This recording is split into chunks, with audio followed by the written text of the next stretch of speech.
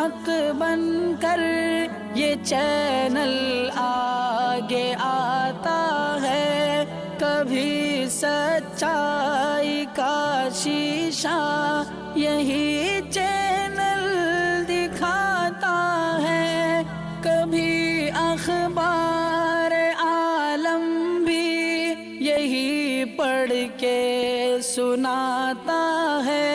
नाज़रीन गिरामी अस्सलामु अलैकुम वरहमतुल्लाहि वबरकातुहू। सीधी बात के ताज़ा तरीन प्राइम टाइम में आप लोगों का इस्तकबाल है। नाज़रीन गिरामी, मैं अंसार अजीज़ नदवी इस वक्त आप लोगों के सामने कुछ अहम तरीन ख़बरें, कुछ वायरल वीडियोस और कुछ तनक़ीदी तज़्ज़िये लेकर के हाजिर हुआ। नाज़रीन गिरामी, मैं आपको बताऊंगा कि किस तरह से बंगला वाली मस्जिद में 5 वक्ता नमाज़ें शुरू हुई तो मुस्लिम तबक़ा खुश हुआ। योगी आदित्यनाथ को भी कोरोना हो चुका है और इस्तांबुल कॉन्फ्रेंस 24 अप्रैल से होगी। तालिबान ने शिरकत के लिए शर्त रख दी है और क्या तफसीलात हैं वो बताऊंगा। महाराष्ट्र में आज शाम से 8 बजे से 15 रोज़ा कर्फ्यू क्यों लागू किया गया और बहरे अस्वद से दूर रहने की धमकी रूस ने अमेरिका को क्यों दी है और कुंभ मेला किस तरह से जो है इन्फेक्शन फैला सकता है कोरोना वायरस का, इसको लेकर कि जो है संजय रावत ने क्या खदशा जाहिर किया है, रवीश का ब्लॉग क्या कहता है और किस तरह की वीडियोस बल्लारी से और मुख्तलिफ़ इलाक़ों से अहमदाबाद वगैरह से आए हैं, सारी चीज़ें आप लोगों के सामने रखूँ। उससे पहले आप लोगों से दरख्वास्त है कि जिन अहबाब ने हमारे चैनल को सब्सक्राइब नहीं किया है कर लें, हमारी वीडियोज़ को दूसरों तक पहुँचाने में हमारी मदद करें, लिंक को शेयर करें। इदारे की मजबूती आप लोगों की मजबूती है। नाज़रीन गिरामी, हमारा काम जहाँ चल रहा है वहाँ की तस्वीर बहुत सारे आ चुकी हैं। इंशाल्लाह मैं यूनिक प्राइम टाइम में आप लोगों के सामने रखने की कोशिश करूँगा, दिखाऊँगा। आप अपना ताउन जारी रखें ताकि गरीब नादार लोगों तक जो है राशन किट पहुंच सके। और करना क्या है आप लोग जानते हैं, नीचे नंबर है उस पर व्हाट्सअप कर दें, तफसीलात भेज दी जाएगी। नाज़रीन गिरामी, आइए कुछ वीडियोस के हवाले से जानने की कोशिश करते हैं कि भारत में हो क्या रहा है। सबसे पहले मैं ये वीडियो आप लोगों के सामने रखना चाहता हूँ। कहा जा रहा है कि अहमदाबाद के एक हॉस्पिटल के बाहर का ये मंज़र है और ये जो खड़े हुए यहाँ पर एम्बुलेंस हैं, इसमें मरीज़ सवार हैं। 8-8 घंटे तक एक एक मरीज़ को अंदर जाने के इंतज़ार करना पड़ रहा है और फिर आप ये कतार देख कर के अंदाज़ा लगा सकते हैं कि अहमदाबाद की सिचुएशन इस वक्त क्या है। बहुत बड़े हॉस्पिटल के बाहर खड़ी हुई एम्बुलेंस की गाड़ियाँ ये बयां करती हैं कि इस वक्त गुजरात मॉडल क्या है, जिसका दावा करके पूरे भारत में कब्ज़ा करने की कोशिशें हुई कुछ लोगों की जानिब से। वहाँ क्या कुछ चल रहा है, परवीन जैन ने इसको शेयर किया था ट्विटर में, वहाँ से मैंने आप लोगों के सामने रखना सही समझा। आइए भोपाल के बड़भाड़ा घाट का ये मंज़र देख लीजिएगा। ये 11 अप्रैल की वीडियो बताई जा रही है जिसने इसको शेयर किया है और कहा जा रहा है कि नॉन स्टॉप बॉडियाँ जलाई जा रही हैं और लगातार भोपाल में जो है मरीज़ों की तादाद बढ़ती जा रही है, हलाकतों की तादाद बढ़ती जा रही है। और यहाँ पर शिवराज सिंह दूसरे इलाक़ों में जा कर के रैलियाँ करने में मुलव्वस हैं, सियासी रैलियाँ। आप अंदाज़ा लगा सकते हैं कि क्या हो रहा है। आइए, एक तरफ मरने की तादाद देख कर के कर्नाटक में लोग सुधर नहीं रहे हैं। हब्बा के नाम पर, तैर हब्बा के नाम पर निकल कर के आए बल्लारी के एक इलाके में तो पुलिस की लाठी किस तरह खा रही है, ये देख लीजिएगा। जी हाँ, एक कर्नाटक के बल्लारी इलाके में जिसको सिरगुप्पा नामी एक इलाका आता है, वहाँ टेक्कला कोटे नामी एक देहात है। वहाँ लोग कोविड-19 का पूरी तरह से जो है धज्जियाँ उड़ा रही थी। जो गाइडलाइंस जारी की गई थी, जो कवानीन हो गए थे, तो बिलाखिर पुलिस को जो है लाठीचार्ज करके भीड़ को मुंतशिर करना पड़ा। तेर हब्बा एक ऐसा होता है नाज़रीन गिरामी कर्नाटक में कि जो है वो बहुत बड़ी पैमाने पे जो है अक़ीदतमंद शरीक होते हैं और उस तैर को जो है अपने हाथों से खींचते हैं। अलग अलग इलाक़ों में उसके अलग अलग नौयतें होती हैं। कर्नाटक में बिलख़ुसूस तैर को खींचने की, तो अब जाहिर सी बात है इस कदर भीड़ जमा होगी तो जो है कोरोना तो फैलेगा। यही वजह है कि जो है इस वक्त लगातार पुलिस लाठीचार्ज करके जो है ये हालत करने की कोशिश की। आप अंदाज़ा लगाएं, मीडिया इसको दिखा नहीं रहा है। जैसे कुंभ मेले को नहीं दिखाया, उसी तरह इस चीज़ को भी दिखाने से कतरा रहा है। जाहिर सी बात है कि यहाँ पर जो है टोपी वाला कोई नज़र नहीं आ रहा है, इस वजह से जो है मीडिया को कुछ नज़र नहीं आ रहा है। इसी तरह हॉस्पिटल्स की भी हालात देख लीजिए नाज़रीन गिरामी, क्या हालात बने इस वक्त कोविड-19 की वजह से। यही वजह है कि मैं आपसे कहता हूँ कि अगर आप अपने घरों में हैं, सेहतमंद हैं, तो अल्लाह का जितना भी शुक्र अदा कर सकते हैं शुक्र अदा करें, बल्कि शुक्राने की नमाज़ें अदा करें कि इस वक्त सिचुएशन बहुत ही ख़राब हो चुकी है जिसका आप अंदाज़ा नहीं लगा सकते। यही वजह है कि महाराष्ट्र में इस वक्त जो है आज शाम 8 बजे से 15 रोज़ा कर्फ्यू भी नाफिज कर दिया गया है। आपको किसी भी चीज़ की इस वक्त इजाज़त नहीं होगी। महाराष्ट्र के वज़ीर आला उद्धव ठाकरे ने मंगल के रोज़ 14 अप्रैल की शाम 8 बजे से 15 दिन के लिए रियासत भर में कर्फ्यू का ऐलान किया ताकि इसकी दूसरी लहर में कोरोना वायरस की तेज़ी से फैलाव को रोका जा सके। रियासत भर में सेक्शन 144 नाफिज करने के साथ ही ठाकरे ने यह भी कहा कि ज़रूरी खिदमात पाबंदियों से मुस्तस्ना कर दी गई हैं। 1 मई की सुबह 7 बजे ये कर्फ्यू नाफिज रहेगा। नाज़रीन गिरामी, ज़रूरी और जायज़ वजूहात के बगैर कोई भी अवामी मकामात पर आमद-ओ-रफ्त नहीं कर सकता। अगर करेगा तो उसको जुर्माना भी लगेगा और उसको जो है शायद जेल की हवा भी खानी होगी। नाज़रीन गिरामी, जो असल ज़रूरी चीज़ें हैं उसको, जैसे अस्पताल है, तशख़ीसी मराकिज़ है, क्लिनिक्स हैं, वैक्सीनेशंस हैं, मेडिकल इंश्योरेंस ऑफिसेस हैं, फार्मेसी हैं, दवासाज कंपनियां हैं, दीगर तिब्बी और सेहत की खिदमात हैं और मुआविन मैन्युफैक्चरिंग और डिस्ट्रीब्यूशन यूनिट के साथ साथ डीलर्स, ट्रांसपोर्ट, सप्लाई चेन और वैक्सीन और सैनिटाइज़र्स, तिब्बी आलात, इनकी ज़ैली साजो सामान, खाम काल यूनिट और मुआविन खिदमात की तैयारी भी होगी और उसकी तकसीम जायज़ रहेगी। वेटरनरी सर्विसेज, जानवरों की देखभाल के लिए शेल्टर और पालतू जानवरों की खाने की दुकानें, ग्रोसरी, सब्जियों की दुकानें, फल फ्रूट, डेयरी, बेकरी और इस तरह की कोल्ड स्टोरेज और गोदाम की खिदमात, पब्लिक ट्रांसपोर्ट, हवाई जहाज़, ट्रेनें, टैक्सियाँ, ऑटो और अवामी बसें, ये सारी चीज़ों की जो है इजाज़त होगी। लेकिन अवामी सतह पर आपको जो है जमा होकर के कहीं जो है किसी भी तरह की चीज़ें नहीं कर सकते। ये महाराष्ट्र। नाज़रीन, कोविड से कोई नहीं बचा और कोई नहीं बचेगा भी, इसलिए कि जो हालात बनते जा रहे हैं, बनाते जा रहे हैं, बहुत ही नागुज़ीर हैं, हम बयान नहीं कर सकते। इस दरमियान में ख़बर निकल कर के आती है कि यूपी के सीएम योगी आदित्यनाथ को भी कोरोना हो जाता है। जी हाँ, उन्होंने ख़ुद को आइसोलेट भी कर लिया है। उन्होंने खुद ट्वीट करके इस बारे में इत्तला दी है। ट्वीट में उन्होंने कहा कि उनके दफ्तर के कुछ अफसरान कोरोना पॉजिटिव पाए गए हैं, अफसरान के राब्ते में हैं, लिहाजा खुद को आइसोलेट कर रहे हैं। जबकि आज ताज़ा खबर ये आ रही है कि इस वक्त वो कोरोना पॉजिटिव पाए गए हैं। तो नाज़रीन गिरामी, ये हालात हैं। आइए मैं आपको कुछ और ख़बरों की जानिब ले चलूँ, और वो ख़बर ये है कि अफ़गानिस्तान और अफ़गानी हुकूमत और तालिबान के दरमियान में मुज़ाकरात को लेकर के जिस अंदाज़ में तबसरे हैं और जिस तरह से जो है पूरी तरह से नाकाम हो रहे हैं, वो आप लोग बेहतर अंदाज में जानते हैं। ऐसे में अफ़गानिस्तान से बल्कि तुर्की से ख़बर आती है कि जो है तुर्की पूरी तरह से इस वक्त जो है इनकी मेज़बानी करते हुए इस मसले को हल करने के लिए संजीदा हो गया है। दरअसल तुर्की के शहर इस्तांबुल में अफ़गानिस्तान के मामले पर 10 रोज़ा कॉन्फ्रेंस का आगाज़ 24 अप्रैल से होगा। यानी कंटिन्यूसली, एक दिन नहीं कि एक बैठक हो गई ख़त्म हो गई, ऐसा नहीं होगा। 10 दिन तक लगातार ये कॉन्फ्रेंस का आगाज़ होगा। और तालिबान ने कॉन्फ्रेंस में अपनी शिरकत गैर मुल्की अफवाज के अफ़गानिस्तान से मुकम्मल इनक़िला से मशरूत कर दी है। यानी जहाँ तुर्की ने कहा है कि जो है इसमें जो है कॉन्फ्रेंस की मुश्तरका मुंतज़िमीन तुर्की भी है, कतर और अक़वाम मुत्तहिदा ने, इन तीनों ने जो है ये कॉन्फ्रेंस मुनक़िद किया है एक साथ, और मुश्तरका बयान में कहा है कि अफ़गान हुकूमत तालिबान के दरमियान इस्तांबुल में गैर मामूली कॉन्फ्रेंस का इनेकाद होगा और जो 24 अप्रैल से 4 मई तक जारी रहेगी और लगातार इसमें बहस होगी। लेकिन तालिबान ने कहा कि जब तक जो है गैर मुल्की अफवाज अफ़गानिस्तान से मुकम्मल तौर पर खाली नहीं हो जाती, तब तक जो है वो किसी भी तरह के मुज़ाकरे में शरीक नहीं होंगे। यानी मुज़ाकरात में शरीक होंगे लेकिन इन अफवाज को खाली करो, ये शर्त इस वक्त तालिबान की जानिब से लगाई गई है। इस्तांबुल कॉन्फ्रेंस का मकसद अफ़गान अमन अमल की रफ्तार को तेज़ करना और दोहा में जारी बैनुल-अक़वामी मुज़ाकरात को आगे ले जाना बताया जाता है ताकि एक पायदार सियासी हल तक पहुँचाया जा सके।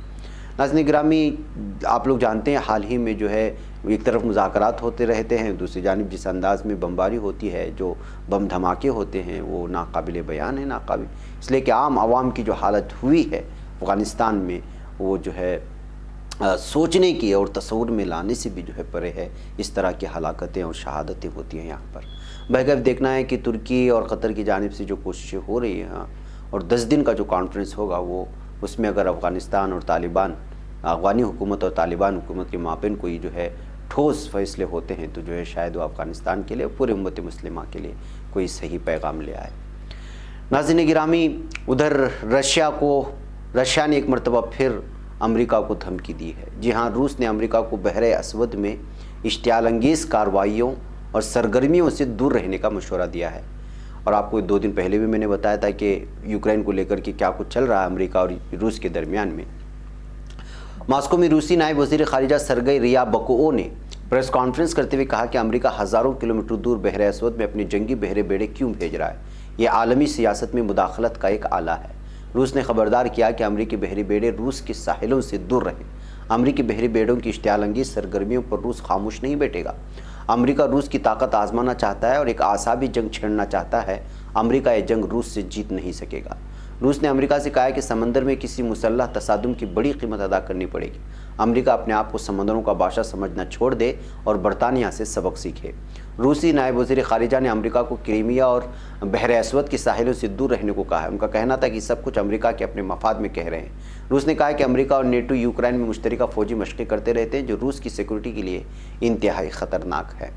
बग़ैर नाज़रीन गिरामी, यूक्रेन को लेकर के अब अमेरिका और रशिया में भी आपस में ठन गई है।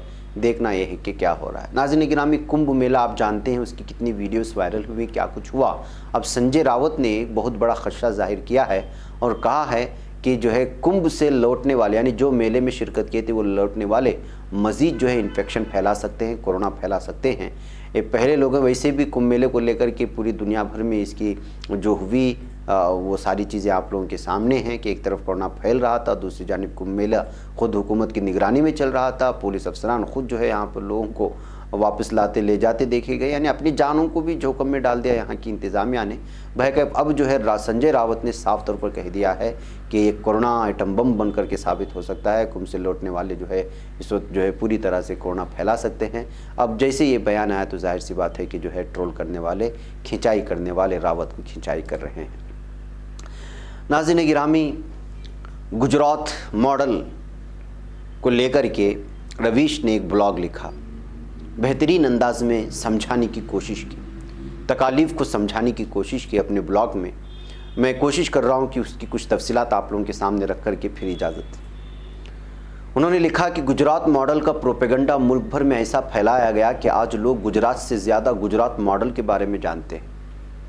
विकास का एक दूसरा झूठा नाम गुजरात मॉडल भी है। गुजरात के लोग भी गुजरात मॉडल के झांसे में रहे हैं। पिछले साल भी और इस साल भी जब वहाँ के लोग अस्पतालों के बाहर दर दर भटक रहे हैं, तब उन्हें वो गुजरात मॉडल दिखाई नहीं दे रहा।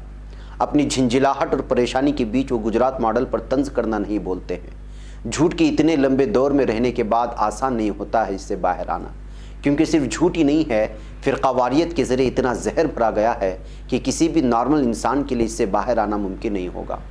पिछले साल गुजरात के अस्पतालों के बाहर कोरोना वायरस की वजह से जो नफसा नफसी का आलम था, उसकी खबरें मुल्क को कम पता चली। इस साल भी वही आलम है।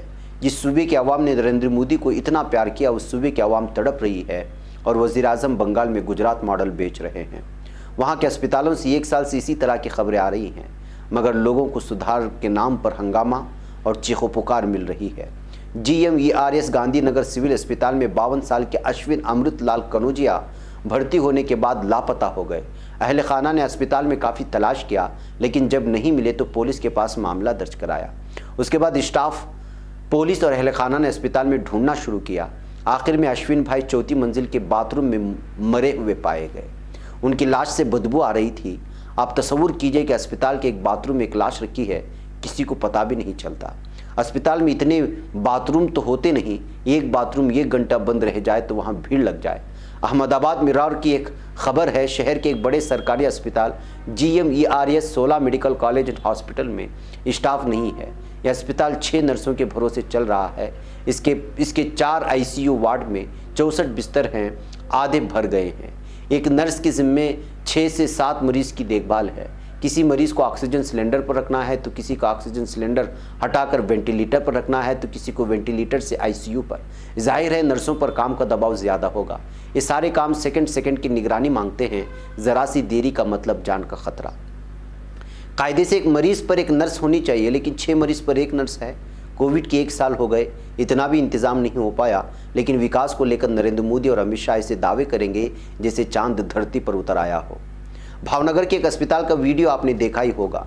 कोरोना के मरीज़ फर्श पर पड़े हैं, स्ट्रेचर पर ही इलाज हो रहा है, जो व्हील चेयर पर आया है उसी पर इलाज हो रहा है। ये रिपोर्ट प्राइम टाइम पर भी चली। प्रकाश भाई पटेल के बेटे बता रहे थे कि पिताजी से एक रात पहले फ़ोन पर बात की थी, अगली सुबह फ़ोन किया तो मोबाइल स्विच ऑफ था, फिर अचानक अस्पताल से फ़ोन आया कि पिताजी की मौत हो चुकी है। डाली पटेल ने बताया कि उनके माजूर रिश्तेदार को भर्ती किया गया था।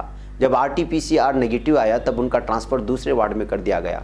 वहाँ पीने का पानी तक नहीं मिला, मदद के लिए स्टाफ नहीं था, खुद चल नहीं पाई थी इसलिए गिर गई, हमें भी जाने नहीं दिया। उसे देखने के बाद एक नाज़िर ने अपना रद्दअमल भेजा। ये है गुजरात मॉडल। व्हाट्सएप के इनबॉक्स में यही दिख रहा है। जब अंदर गया तो दुखों का अंबार मिला। मैसेज भेजने वाले ने अपने फूफा जी का हाल बताया था। उनके फूफा जी किसी और बीमारी के इलाज के लिए भर्ती हुए थे, तो इलाज के दौरान बताया गया कि कोरोना है, जहनी कशीदगी झेल नहीं पाए, दिल का दौरा पड़ गया और मर गए। अहले खाना का कहना है कि अस्पताल ने लाश नहीं दी, कहा कि कोरोना की वजह से आखिरी रसूमात की अदायगी अस्पताल की तरफ से की जाएगी। जब फ़ोन आएगा तब शमशान से अस्थियाँ ले लीजिएगा, घर के लोग अस्थियाँ बहा आए।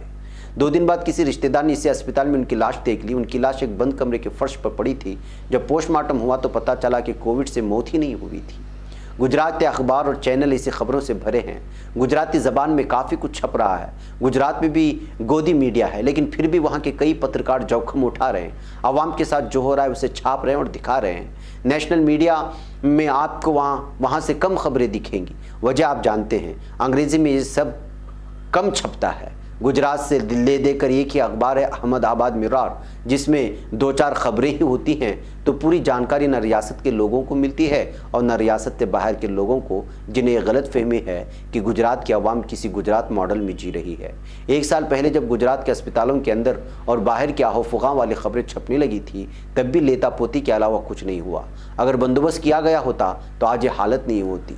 जब पता ही है कि वोट मजहब के नाम पर फैले जहर के नाम पर पड़ना है, तो अस्पताल को ठीक करने की मेहनत कोई क्यों करेगा। दिन भर फिरकावाराना बयानबाजी करो, मैसेज फैलाओ, डिबेट कराओ और लोगों को छोड़ दो अस्पतालों के बाहर मरने के लिए। नाज़रीन गिरामी, ये है जो दर्द बयां कर रहे थे रविश कुमार अपने ब्लॉग में। सोचा कि इन अल्फाज को आपके कानों से भी टकराऊं। मुझे यहाँ पर इजाज़त है। अस्सलामु अलैकुम रहमतुल्लाहि व बरकातुहू। खबर पढ़ने का तुमने भी अजब अंदाज पाया है, रवादारी के जज्बे ने भी तुम पे नाज पाया है। इसी राह में मोहब्बत का हंसी एजाज पाया है। तुम्हें हर अंजुमन में हमने तो मुमताज पाया है। तुम्ही से है तरक्की पर अजीज अंसार, सीधी बात अजीमत जुर्अतो हिम्मत का है इजहार, सीधी बात अजीमत जुर्अतो हिम्मत का है इजहार, सीधी बात।